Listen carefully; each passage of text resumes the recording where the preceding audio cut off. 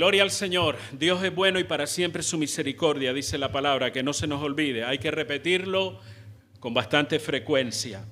Por algunas semanas hemos venido reflexionando, ya usted tiene hasta el diablo en la sopa, hablando en el buen sentido de la palabra, por la cantidad de veces que hemos hablado sobre este tema.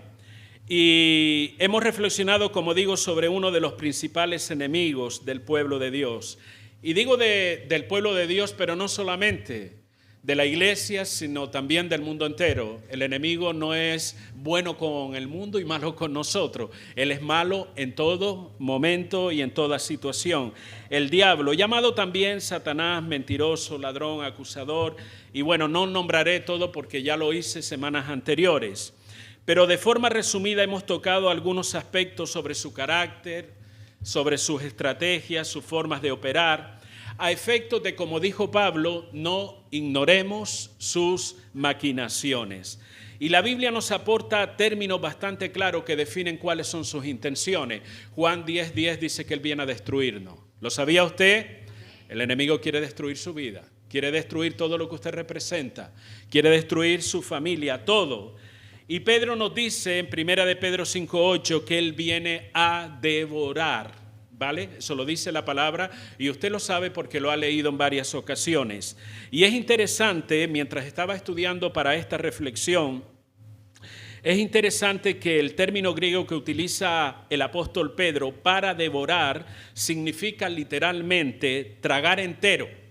Satanás quiere tragárselo entero, es una forma de expresar. La idea es hacerte desaparecer.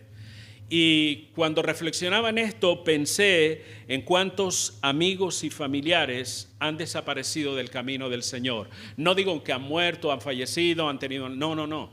Sencillamente han dejado de caminar en el camino del Señor. Víctimas, entiendo yo, que muchas veces por una trampa del mismo enemigo. Y esa es la idea de Satanás, hacernos desaparecer, devorarnos, destruirnos. Es un enemigo del cual la Biblia no solo nos advierte, sino que también nos instruye de cómo es, de cómo se mueve y nos enseña también cómo poder hacerle frente. En ningún momento Dios nos deja indefenso, sino que Él nos da todas las herramientas necesarias para poder hacerle frente a ese y otros enemigos espirituales que tenemos. Pero antes de reflexionar sobre cómo un cristiano puede hacer frente a este enemigo, me gustaría destacar dos cosas importantes. Una de ellas ya la mencioné semanas atrás y era la idea de que la verdad, el hecho de que los creyentes tenemos la victoria sobre este enemigo. Eso es lo que nos enseña la palabra. Semanas atrás ustedes recordarán que hice mención de esto. La Biblia nos enseña que por medio de nuestra unión con Cristo hemos recibido todos los beneficios que Él conquistó en la cruz del Calvario. Y eso lo puede encontrar usted en su Biblia en el libro de Colosenses. Le animo que en su casa lo lea detenidamente. Y entre todos los beneficios encontramos que Él nos dio la victoria sobre nuestros enemigos espirituales. Porque Cristo venció al diablo y sus demonios, liberándonos de la potestad del reino de las tinieblas y nos trasladó al reino de su amado Hijo. Eso lo dice la palabra. ¿Usted lo cree? Amén. Créalo porque es así. Si se me ocurriera a mí, cuestiónelo, pero lo dice la palabra de Dios y debemos vivir con ese pensamiento, con esa idea.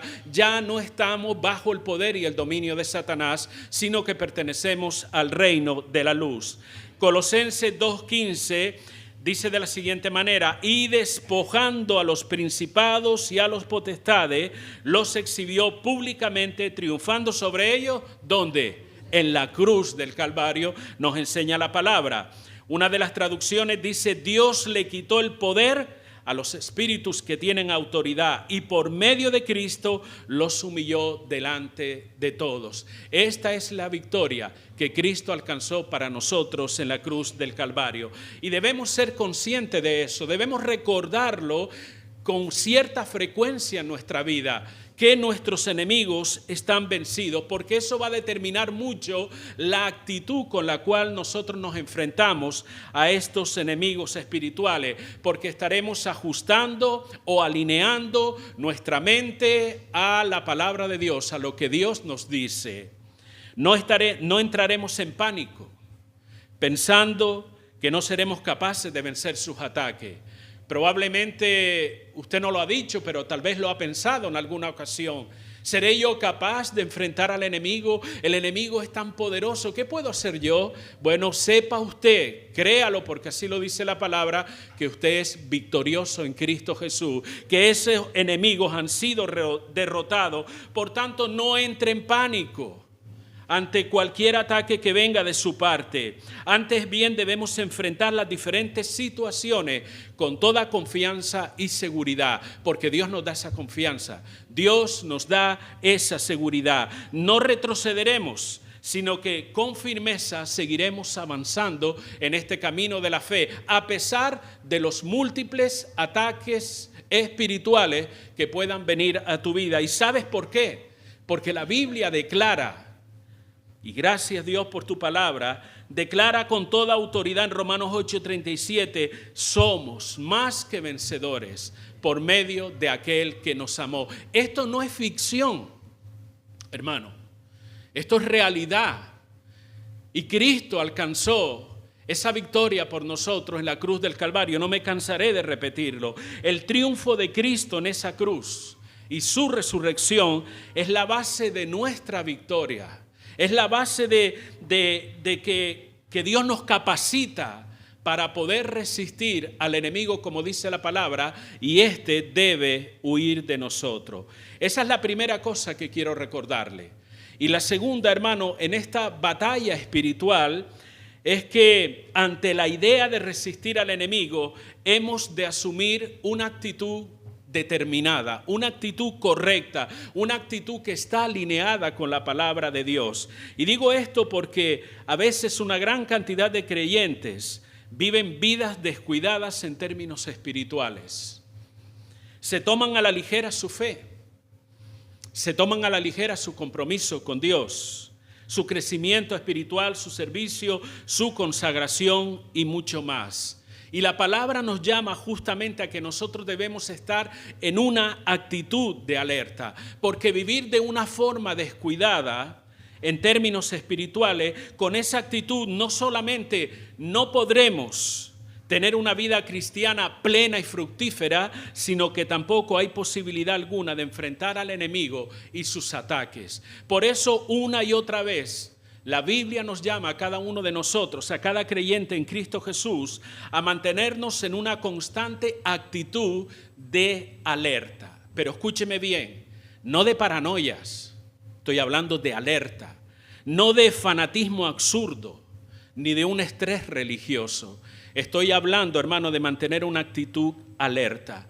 Y el apóstol Pedro, en un versículo que hemos mencionado tantas veces, Primera de Pedro 5:8, señala la actitud que usted y yo debemos tener presente siempre en nuestra vida a la hora de enfrentar al enemigo. Dice la palabra, sed sobrios y velad.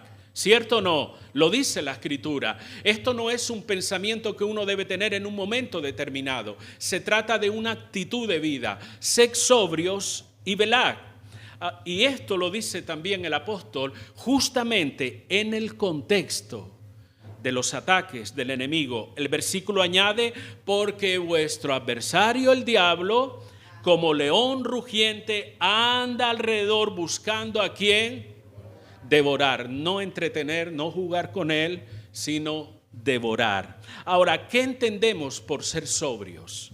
Probablemente muchos piensen, bueno, ser sobrio significa que uno no debe emborracharse. Y cierto, es así. Esa es la idea. De hecho, el original lo define como abstenerse de vino, en esa expresión sobrio, o no embriagarse. Y usted se preguntará, ¿y qué tiene que ver eso con el enemigo? Bien, no es tanto el estar borracho o no estarlo. La idea es lo que implica. La idea es que como cristiano y ante la realidad de un enemigo espiritual, hemos de tener una mente muy clara. Hemos de tener una mente despejada y tener el control de nuestro sentido. Y por eso utiliza el término sobrio, porque ¿qué le pasa a una persona ebria que está bajo el efecto del alcohol? No coordina. Sus sentidos están descontrolados. La persona apenas, cuando están bien, apenas gesticulan, apenas pueden hablar algo coherente. Están fuera de sí, están a merced de que de esa propia embriaguez haga con ellos lo que quiera. Están nublados mentalmente, no tienen la capacidad para actuar de una manera coherente porque están bajo el efecto del alcohol. Por eso Pedro, guiado por el Espíritu Santo, utiliza esta expresión para decirnos: tengan una mente clara y totalmente despejada, tengan el control de su sentido, evitemos por todos medios que nada ni nadie pueda embriagarnos, porque aunque el contexto tiene que ver con la bebida, hay tantas cosas que pueden embriagar nuestra vida, pensamientos recurrentes, diferentes pecados, al punto de nublar nuestro juicio y apartarnos de la verdad. Por eso el apóstol dice, la actitud que hay que tener es ser sobrios. ¿Y qué significa velar? Yo sé que todos lo saben, pero la idea es estar despierto, alerta o vigilante. Es la función propia de un centinela, de un vigilante, o como en el Antiguo Testamento se llamaba, de un atalaya.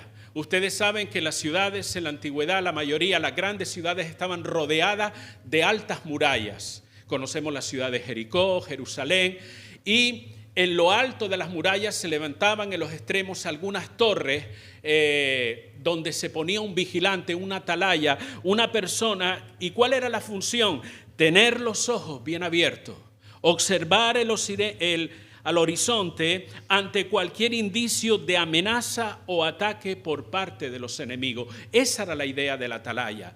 Esa persona estaba velando por la seguridad, estaba velando por la protección de la ciudad. Dios nos llama en su palabra a que asumamos esa actitud en términos espirituales sobre nuestra propia vida.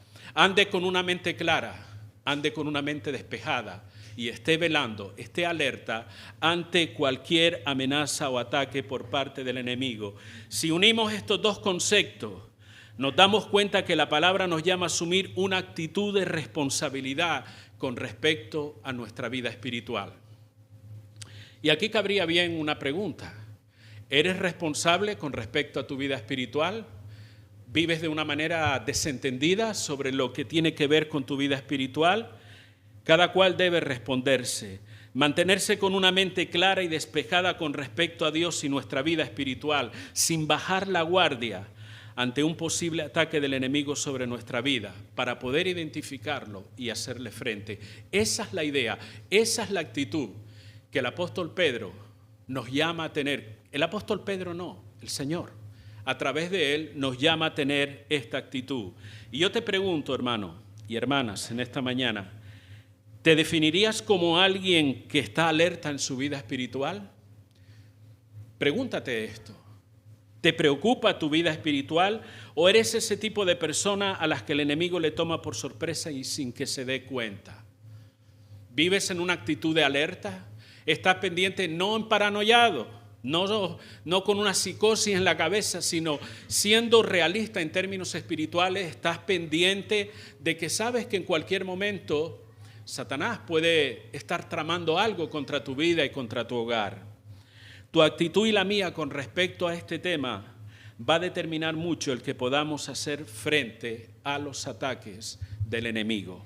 Ahora, ¿cómo enfrentarlos? Bueno, siendo que hay muchas formas y estrategias, como ya hemos hablado en semanas pasadas, estrategias en las que somos atacados, consideraremos cómo afrontar algunos de esos momentos. Por ejemplo, cuando somos tentados por el enemigo. Porque recuerde, Dios no tienta a nadie y Dios no puede ser tentado.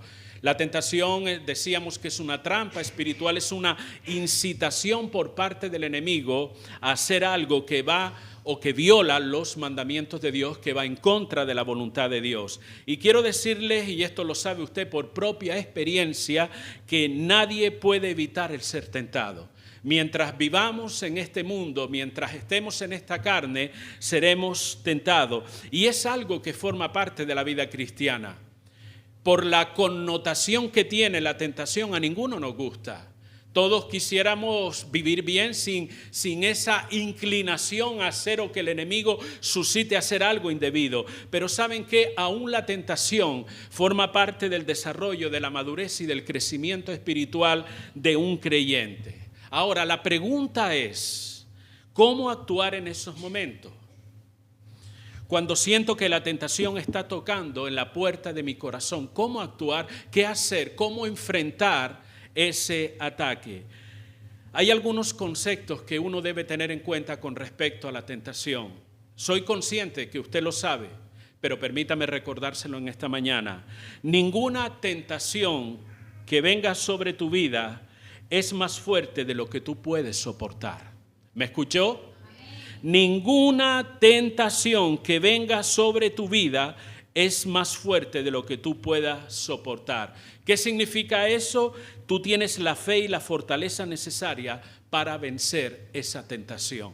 Eso es lo que nos enseña la palabra. ¿Y saben por qué digo esto? Porque es muy habitual escuchar a personas decir, es que esto es superior a mí. ¿Lo han oído alguna vez? Esto es superior a mí, yo no puedo, esto me sobrepasa.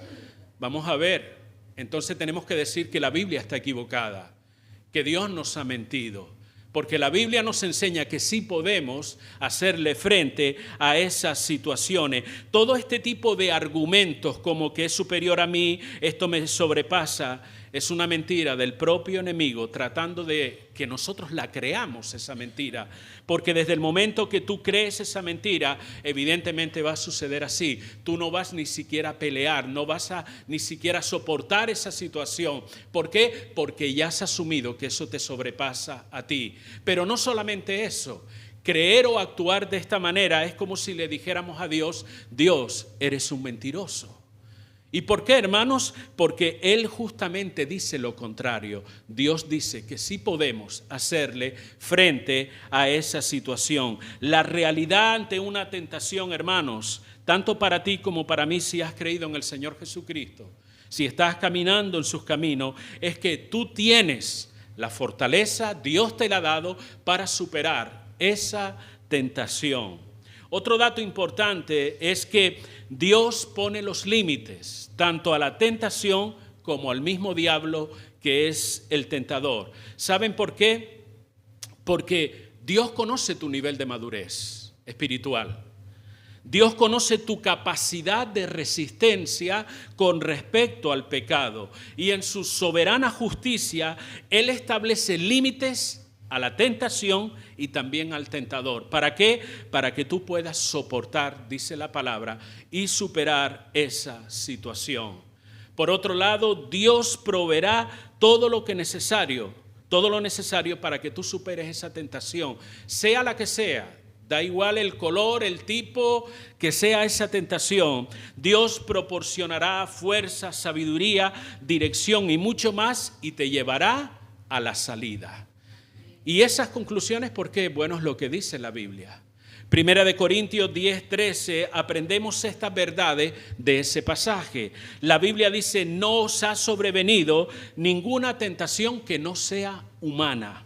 Pero fiel es Dios, que no os dejará ser tentados más de lo que podéis resistir, sino que dará también juntamente con la tentación la salida para que podáis que soportar, dice la Escritura. O sea, se puede, hermano. No es que esto era demasiado fuerte, son argumentos que utilizamos para justificar que hemos cedido ante una tentación.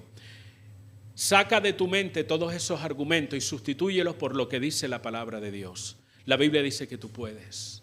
La Biblia dice que Dios te da la fuerza. La Biblia dice que Dios proveerá incluso la salida para que tú puedas superar esa tentación. Entonces, ¿qué debo hacer?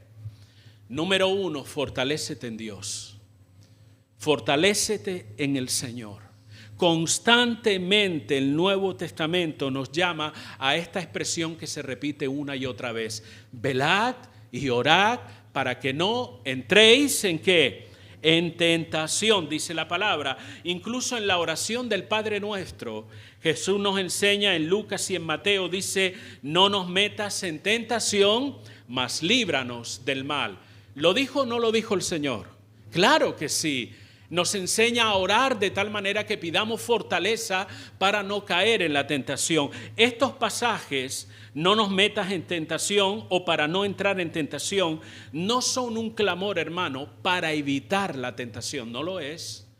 Porque tal vez alguno esté pensando, bueno, entonces yo debo orar para que Dios evite la tentación en mi vida. No, la idea es pedir la fuerza para no caer en esa tentación. Esa es la idea que nos plantea el pasaje. Porque si no sería una contradicción decir que mientras estemos en este mundo y en esta carne, vamos a ser tentados. ¿Me entiende? Entonces, no se trata de evitar la tentación, sino pedir la fuerza para no caer en ella. Evidentemente, hermano, ustedes son lo suficientemente inteligentes para entender que uno no se va a exponer tampoco a situaciones que pueden ser un tropiezo para la vida. Cuando digo de evitar la tentación, estoy hablando de que sí o sí van a venir a nuestra vida. Pero la idea de estos pasajes, pedir al Señor fortaleza, que no nos metas en la tentación. La idea es la fuerza para no caer en esa tentación. Y todos estos pasajes son un llamado a mantener una vida fortalecida en Dios, una vida firme en el Señor, para tener la capacidad de enfrentar cualquier tipo de tentación o cualquier otra cosa, hermano. La Biblia nos habla acerca de los débiles en la fe. La Biblia nos habla, y vuelvo a repetir, de la importancia de velar y orar como una actitud de vida. Y esto de alguna manera lo que nos enseña es que debemos fortalecernos en Dios. Y esto lo vemos en la propia vida secular, los ejércitos no van a una guerra de un día para otro, sino que están constantemente preparándose, entrenándose, aprendiendo tácticas, técnicas y mil cosas diferentes para que cuando vayan a la batalla sepan cómo enfrentar esa situación. Los soldados no se pasan la semana tumbados en una hamaca en el cuartel o en el centro de adiestramiento esperando que suene la alarma para salir corriendo. Esas personas actúan como si estuvieran en guerra constante, en el sentido que se preparan, se esfuerzan, hacen ejercicio y toda esta serie de cosas. ¿Para qué? Para estar fortalecidos cuando llegue el momento de la batalla y saber enfrentar esa situación. Es un ejemplo simple, común, pero nos enseña una gran verdad. Usted y yo también tenemos que vivir una vida fortalecida en Dios para poder enfrentar toda esta serie de situaciones. Y entienda algo, no es nuestra fuerza con las que nosotros enfrentamos los momentos de tentación, sino en el poder de Dios o en el poder de su Espíritu Santo. Él ayudándonos, ministrándonos esa fuerza para nosotros hacer frente a esas situaciones. Si te preguntaran esta mañana y nadie responda, ¿estás o te sientes espiritualmente fuerte? ¿Te sientes capaz de superar pruebas, tentaciones, ataques espirituales y los conflictos que golpean tu vida? ¿Qué responderías si te preguntara esto? Siendo honesto, cada cual consigo mismo. Aquí no se trata de pensar en otra persona, sino en uno mismo. ¿Te sientes fuerte realmente espiritualmente? ¿Sientes que te encuentras con la fuerza, con el poder para enfrentar al enemigo o cualquier otra situación? ¿O por el contrario sientes que tu vida espiritual está totalmente debilitada, quizás casi inexistente? ¿Cómo estás, hermano? Si después de mirar hacia adentro te das cuenta que no estás todo lo fuerte que deberías estar, tanto usted como yo, deberíamos tomarnos en serio esta cuestión y uno fortalecerse en el Señor. De hecho, hay una cantidad de pasajes, bastantes pasajes que nos llaman a fortalecernos en Dios. Fortaleceos en el Señor y en el poder de su fuerza, dice la palabra, y así sucesivamente. La otra cosa que uno debe hacer con respecto a la tentación, como ya he mencionado, fortalecerte en Dios, es soportar la tentación. Eso es lo que nos dice la palabra, no echarte a correr cuando venga, sino soportar la tentación.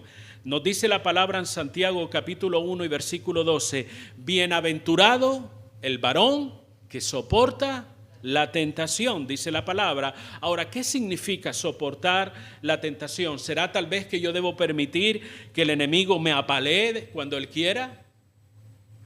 ¿Debería permitir que él me martirice, que me despoje de mi dignidad, que me haga sentir un desgraciado, una desgraciada? ¿Eso es lo que significa soportar la tentación? Mire, no es eso. La idea de soportar tampoco significa que uno se tiene que resignar. No, hay que soportar.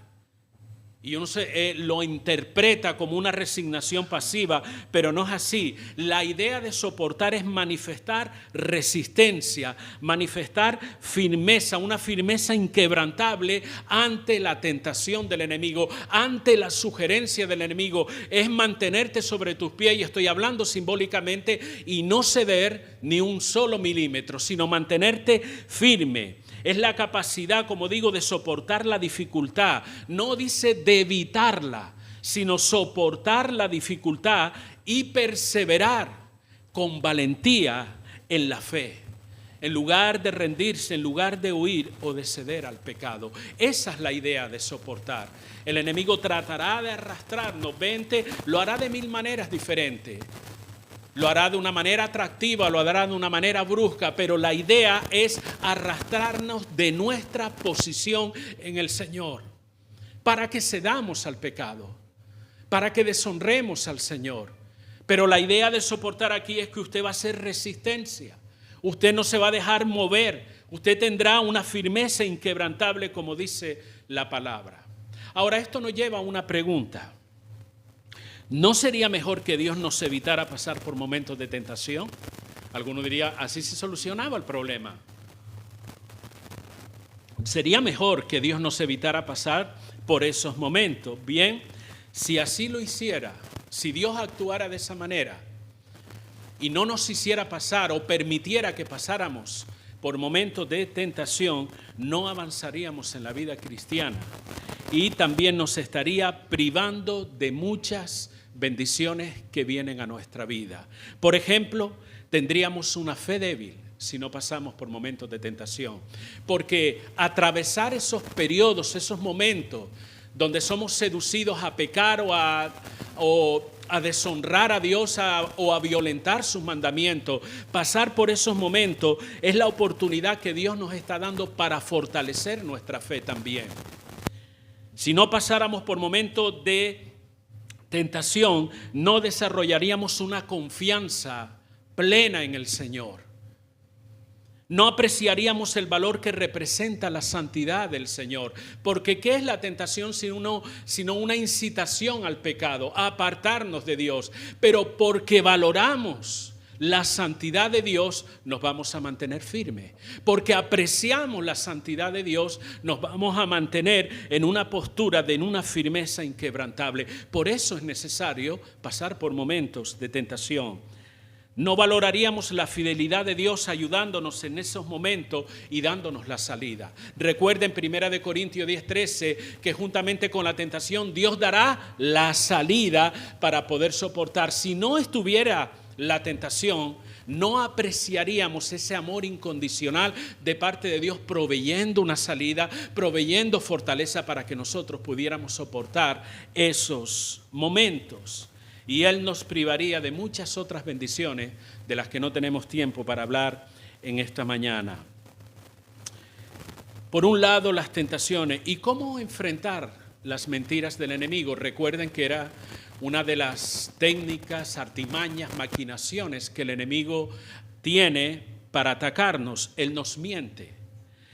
Él es padre de mentira, dice la palabra. Y somos conscientes de que son una de sus artimañas más efectivas, engañar, mentir. Y una mentira, decíamos o hacíamos alusión en algún momento, que una mentira puede venir disfrazada incluso de verdad.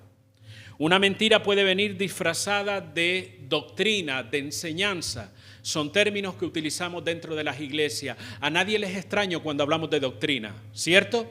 Asociamos que la doctrina es un término de iglesia y que tiene que ver con la enseñanza. A veces una mentira de Satanás viene a través de una doctrina, vamos a llamarle enferma, porque si hay doctrina sana, debe haber doctrina enferma. A veces viene a través de enseñanzas que parecen bíblicas, pero que no lo son.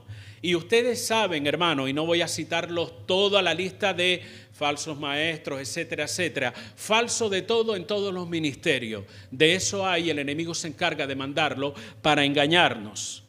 También nos habla de espíritus engañadores, de influencias y enseñanzas o doctrina de demonios que tratan de cegarnos el entendimiento. Una mentira es una verdad contada a medias o una verdad distorsionada. Una mentira de Satanás puede venir por medio de una experiencia espiritual. Me explico. Puede venir a través de un sueño que usted dice que tuvo. Muy habitual en algunas personas dice, yo soñé esto. Bien, no todos los sueños vienen de Dios, ¿vale? Porque tenemos la tendencia que como somos cristianos, si sueño algo es que Dios me habló. Dios lo puede hacer, sí, pero mire, Dios nos ha hablado de una manera efectiva a través de su palabra. Eso no significa que Dios en un momento determinado pueda hablarle a través de un sueño. Y el enemigo utiliza eso, puede utilizar un sueño, una visión, una palabra profética, una aparición angelical. Que no sé si algunos las cuestionaríamos, es un ser angelical, tuve una visión, Dios me mostró algo. Como ha sucedido en el Nuevo Testamento. La Biblia nos habla de ello, pero también nos dice la palabra que Satanás se puede disfrazar como ¿qué? Como un ángel de luz. Y puede engañarnos. Y ha engañado a miles de personas. Una mentira puede ser el resultado de una inquietud, de una sentir en el corazón o en nuestro espíritu que le atribuimos a Dios, pero que no es de Dios.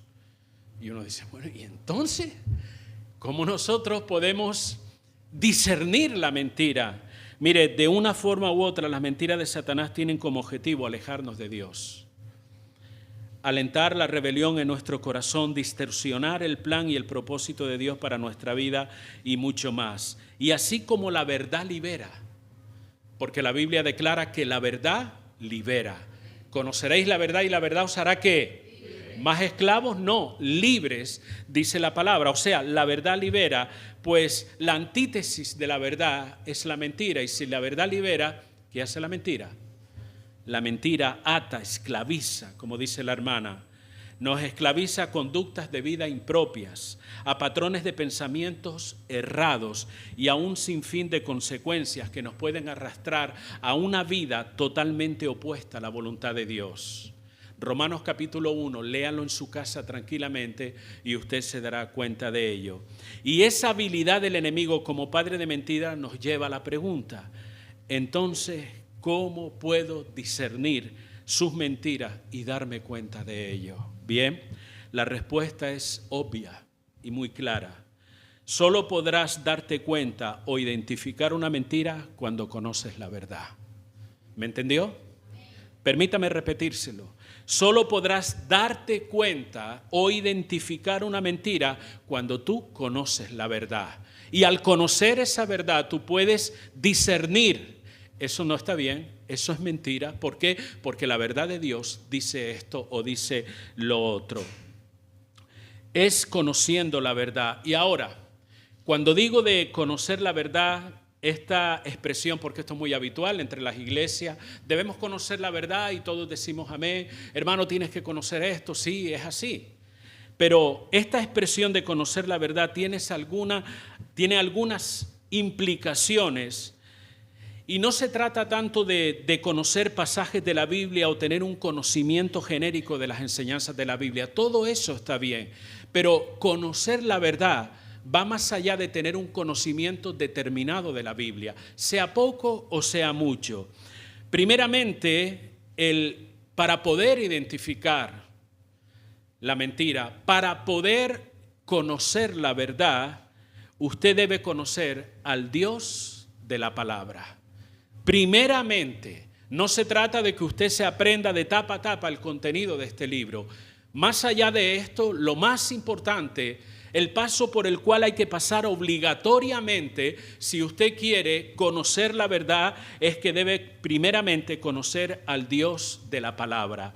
Sin Dios como nuestro guía, nuestro interior, no tendremos la capacidad para entender ni discernir las Escrituras. Obligatoriamente necesitamos conocer a Dios. La Biblia establece que el hombre natural, y el hombre natural no es el que come muchas ensaladas o pote todo el día, no es el hombre natural.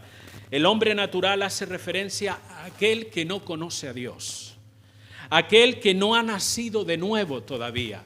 El hombre natural es aquel en el que aún, porque no ha creído, no está el Espíritu Santo morando en su vida. Ese es el hombre natural. Y la Biblia dice que ese hombre o esa mujer no puede entender la palabra de Dios. No la puede entender por mucho que lo intente. Necesita primero conocer quién es Dios. Dice 1 Corintios 2:14. Pero el hombre natural no percibe las cosas que son del Espíritu de Dios, porque para él son locura y no las puede entender, porque se han de discernir como espiritualmente, dice la palabra. Fíjese en estas expresiones: no percibe las cosas del Espíritu, no las puede entender y se han de discernir espiritualmente. Recibir y entender la verdad de Dios es todo un proceso. Un proceso que implica una intervención divina. Dios interviniendo, hablando, dándonos luz para entender su palabra y enseñándonos. Y para eso es necesario conocer a Dios. Lo que significa que hasta que no tengamos un encuentro con Dios por medio del arrepentimiento y por medio del nuevo nacimiento, y ustedes saben lo que es, si no lo saben, yo se lo puedo explicar después. Pero creo que la mayoría conocen ese pasaje tan archiconocido o repetido, de modo que si alguno está en Cristo, nueva criatura es, las cosas viejas pasaron, he aquí todas son hechas nuevas. Hay que pasar por ahí primeramente. Jesús le dijo a Nicodemo, es necesario, no es si te parece bien, Nicodemo, no es si tú lo consideras oportuno, no. Jesús le dijo, es necesario nacer de nuevo, nacer del agua y del Espíritu. ¿Para qué? Para tener la capacidad luego de, bajo la dirección del Señor, entender lo que nos dice la palabra. Nuestro entendimiento hasta ese entonces, hasta que no conozcamos al Señor, ¿sabe cómo va a estar? Cegado. Cegado por el enemigo, incapacitándonos para entender la verdad de Dios. Porque eso es lo que dice la palabra, que el Dios de este siglo ha cegado el entendimiento de los incrédulos para que no les resplandezca la luz del Evangelio. ¿Entienden, hermano, por qué primeramente hay que conocer a Dios? Hay que venir ante Él humillado, darle lugar en nuestra vida para que Él luego nos pueda dar luz, nos condicione de tal manera que nosotros podamos entender su palabra. Entender la verdad de Dios es mucho más que conocer la gramática de un texto. Ustedes saben, y lo han oído aquí y en otros lugares, que se suele decir que en el original, el hebreo y el griego, es mucho más que eso, hermano. Entender la verdad de Dios es mucho más que saber hermenéutica, el contexto literario y mucho más. Es Dios mismo iluminando nuestras mentes con su palabra. Esa es lo que nos va a ayudar a entender la palabra. Conocer a Dios y luego, evidentemente, usted debe conocer lo que Dios ha hablado, lo que Dios ha dicho. Y ahí entramos en el conocimiento de la verdad revelada de Dios. Estudiamos bajo la dirección misma del Espíritu Santo, porque se me ocurre, ¿no? Porque la Biblia dice que quien nos va a guiar en el conocimiento de la verdad es el Espíritu Santo. Y si ese Espíritu Santo no está en ti, ¿cómo vas a entender la palabra? ¿Cómo vas a encontrar su dirección? Él nos dirigirá a toda la verdad, dice la palabra. ¿Para qué? Para hacernos comprender, entender lo que dice la Escritura. Estos dos elementos, conocer a Dios y conocer la palabra que Dios ha hablado, ¿saben que nos van a proporcionar? Discernimiento. El discernimiento necesario no solo para identificar entonces una mentira de Satanás, sino para ir contra esa mentira por medio de la verdad de Dios. Eso lo hace el Señor. La verdad de Dios siempre va a romper el poder cautivante de la mentira de Satanás. Decíamos anteriormente que si la verdad libera, la mentira hace lo contrario, ata, esclaviza, ¿vale? Pero la verdad tiene el poder de romper esa mentira para darnos libertad. Por eso dice Juan 8:32, y estoy concluyendo, hermanos. Sé que hace calor, aguanten un minuto más. Conoceréis la verdad, y la verdad os hará libres. No pretendas enfrentarte a las mentiras de Satanás sin conocer la verdad de Dios, porque no lo vas a distinguir, no lo vas a discernir. La vida cristiana es una vida fascinante, a pesar de los problemas, de los conflictos, lucha, ataques del maligno y tantas otras cosas. La vida cristiana es fascinante porque puedes notar a Dios obrando en tu vida, Dios capacitándote en medio de cualquier circunstancia que tú puedas vivir. Soporta la tentación, hermano, pero para poder soportarla debes fortalecerte en Dios.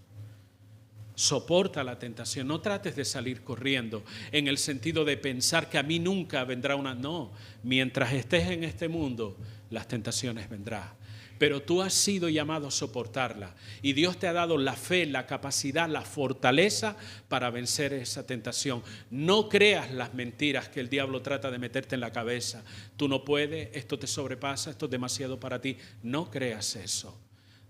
La palabra nos dice que en Dios todo es posible, que todo lo podemos en Cristo que nos fortalece, y está la promesa de Dios de ayudarnos en esos momentos. Confronta la mentira, pero para poder confrontarla tienes que conocer al Dios de la palabra y conocer la palabra que Él ha hablado también. Y que en todo, hermano, sea Dios glorificado, porque esto es lo importante, que Dios sea glorificado aún en los momentos que somos atacados por el enemigo. Dios debe ser glorificado. ¿Que Dios tiene un propósito a través de todo eso? Seguro que sí, pero por encima de esos propósitos que tenga con tu vida de carácter personal está el hecho de que Dios sea glorificado. Job pasó por cuántas cosas pasó. Pero al final de todo, ¿qué era? No solamente que Dios restituyó, que Dios sanó, sino que Dios fue honrado y glorificado en la vida de aquel hombre. Esa es la idea, aún en medio de los ataques. Y en esta batalla contra este enemigo del que estamos hablando, tú no estás solo. En ningún momento Dios te abandona, dice la palabra. Yo nunca te dejaré, te desampararé tampoco. Él estará contigo ayudándote a vencer cada uno de estos obstáculos. Y evidentemente, aunque no quería, seguiremos hablando de algunas cosas más sobre cómo enfrentar otro tipo de situaciones. Amén, hermanos.